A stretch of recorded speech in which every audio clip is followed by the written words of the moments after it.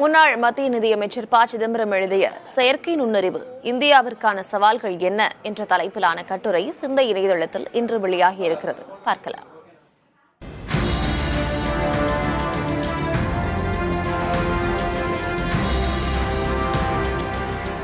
இந்தியாவின் மிகப்பெரிய பலமான மனித வளம் வரும் காலங்களில் சவாலாக மாறப்போகிறதா என்ற கேள்வியை ப. சிதம்பரத்தின் கட்டுரை எழுப்புகிறது. இந்த கட்டுரை செயற்கை நுண்ணறிவு ஏற்படுத்த போகும் வேலைவாய்ப்பு அதிர்வுகள் குறித்து எச்சரிக்கிறது.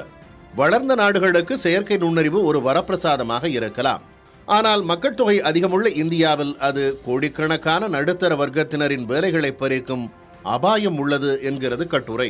வேலையை உருவாக்குவது நிறுவனங்களின் சமூக பொறுப்பாக மாற வேண்டும் என்று வலியுறுத்தும் கட்டுரை, எதிர்காலம் வளமானதாக இருக்குமா அல்லது வேலைகளற்ற இருண்ட காலமாக இருக்குமா? சிந்திக்க வேண்டிய தருணம் இது என்கிறது.